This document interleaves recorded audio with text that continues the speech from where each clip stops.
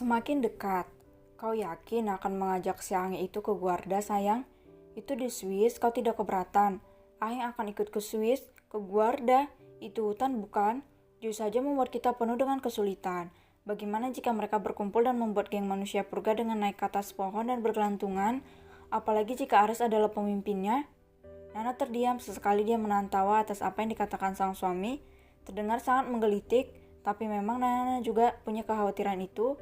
Michael dan Joy sama-sama aktif. Bayi berusia 3 tahun itu mungkin akan ikut naik ke atas pohon bersama yang lain. Berapa umur anak-anak temanmu, Mas? Athena dan Ares berumur 5 atau 6 ya? Aku lupa, aku rasa 6 lebih. Dan Lukas, dia berusia 4 tahun. Joy yang paling muda, dia juga perempuan. Bagaimana jika mereka meninggalkannya? Nana menggeleng, tangannya sibuk mengepak makanan bayi di dalam tas untuk dibawa ke Guarda. Dirinya tidak sabar bertemu dengan orang-orang yang dia kenal pertama kali. Sebelum menjadi kaya seperti ini, Mike akan menjaganya. Joy tidak akan ditinggalkan sendirian. Tapi si Aeng berumur 10 tahun, dia mungkin bermain dengan Ares. Oh ayolah, kita tahu bagaimana Mike sangat menyayangi Joy.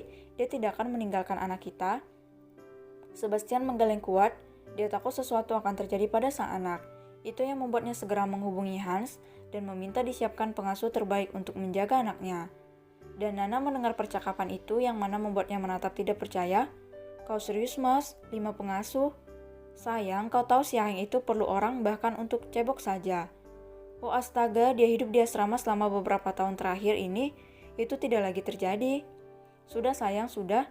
Ucap Sebastian memegang kedua bahu istrinya saat sosok itu mendekat. Sebastian mendudukkan Nana di dalam pangkuannya. Kemudian tangannya beralih membelai wajah cantik Nana. Kita butuh pengasuh. Nanti kau akan kewalahan. Aku takut David sedang menghemat uang untuk anaknya yang ketiga. Jadi dia mungkin tidak akan membawa pengasuh. Dan besok kita masih ada kegiatan. Ayo tidur sebelum hari besar itu datang. Nana hanya tersenyum dan memeluk leher suaminya. Yang mana Sebastian hanya menarik napasnya dalam. Siap-siap untuk mental, gumamnya dalam hati. Sayang, aku berangkat. Nana menoleh dan mendapati suaminya sedang mendekat ke arahnya dengan Joy dalam gendongannya. Diikuti oleh Michael di sampingnya yang sudah memakai pakaian rapi, bahkan senada dengan jas yang dipakai Sebastian. Apa kalian janjian atau sesuatu semacamnya? Mommy, panggil Joy yang minta digendong oleh Nana. Nana mengambil alih Joy kemudian mendudukkannya di kursi khusus balita itu. Kau akan mengajaknya ke kantor? Aku akan ikut bersama Kak Sebastian. Wah, benarkah? Sebastian yang melangkah duduk itu hanya menghela napas, mengingat bagaimana Michael mengganggunya di pagi hari dan meminta padanya untuk diajak ke kantor karena Michael ingin melihat bagaimana bangunan itu sekarang. Dia memaksaku pagi ini benar-benar menyebalkan. Joy mau itu sama Daddy sama Uncle. Tidak boleh sayang, hari ini kau ada sekolah bersama dengan Mommy. Ucap Nana yang mana membuat Joy mengerucutkan bibirnya. Astaga, dia menggemaskan. Tapi Uncle ada urusan. Ucap Michael dengan senyumnya. Hal itu malah membuat Sebastian memutar bola matanya malas. Halah, urusan matamu, gumamnya dengan pelan supaya Nana maupun Joy tidak mendengarnya. Besok kita berangkat pagi-pagi. Sore saja sayang, paginya ada hal yang harus aku selesaikan. Baiklah, Joy, apakah kau tidak sabar akan bertemu auntie dan uncle lain? Mereka juga punya anak-anak lucu sepertimu. Apa Maleta bisa memanja seperti Joy? Nana hanya tersenyum sambil menggelengkan kepala. Jangan tanyakan itu pada mereka ya. Kenapa? Nana tidak menjawab sementara Sebastian sibuk membayangkan bagaimana anaknya dan anak-anak David memanjat pohon di hutan Guarda dengan sangat brutal. Semoga saja Lukas, anak dari Rara dan Luke, tidak seperti itu.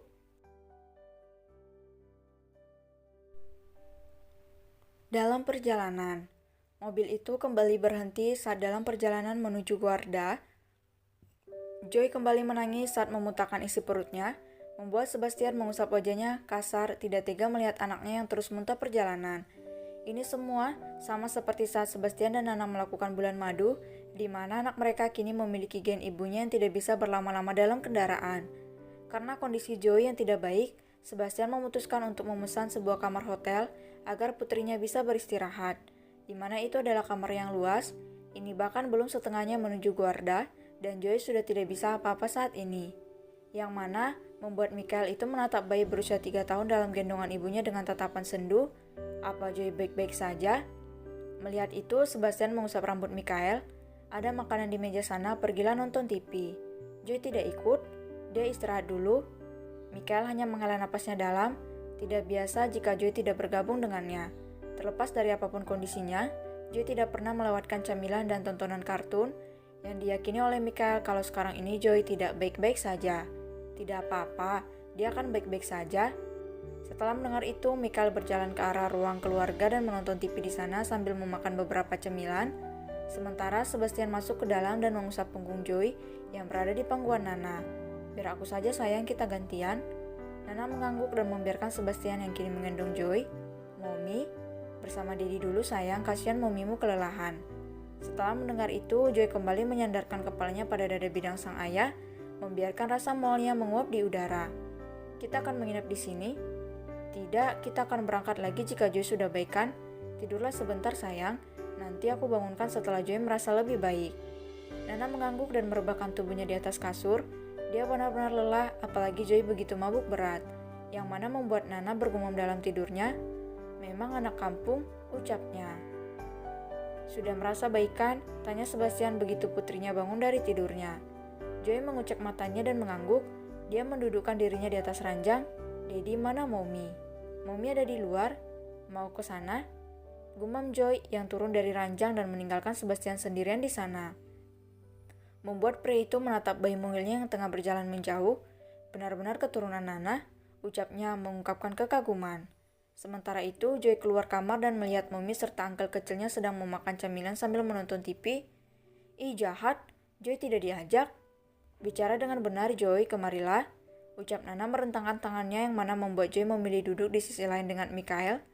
Hei, apa kau sedang marah pada Mommy? Joy mau katang yang ini, kenapa Mommy habiskan? Tidak hanya Mommy, uncle-mu juga menghabiskannya. Mommy jahat. Hei, perhatikan ucapanmu. Nanti siapa yang akan menggendongmu di dalam mobil? Dedi. Dedimu menyetir. Uncle? Tidak mau. Ucap Michael. Berat, nanti uncle ikutan mabuk. Ih, jahat. Nah, dengan siapa kau akan duduk di dalam mobil, bayi kecil? Kau selalu mabuk. Joy di atap taja biar tidak mabuk. Yang mana malah membuat Nana tertawa gemas. Joy selalu saja memiliki jawaban. Benar-benar refleksi dirinya sendiri. Dan saat itulah Sebastian keluar dari kamar dengan wajah ngantuknya. Ayo lanjutkan perjalanan. Dan karena kalimat itu Joy langsung berlari memeluk mominya karena takut naik mobil lagi. Dan sesuai dengan dugaannya, Joy kembali mabuk sampai dia lemas dan tertidur di dalam mobil. Begitu sampai di tujuan yakni rumah besar yang ada di tengah hutan, Nana mengerutkan keningnya heran. Kenapa ada rumah besar ini di hutan? Berharap tidak ada yang membangunkan putrinya, tapi itu mustahil saat sang pemilik rumah bernama Rara keluar dari sana dengan wajahnya yang menahan senyuman.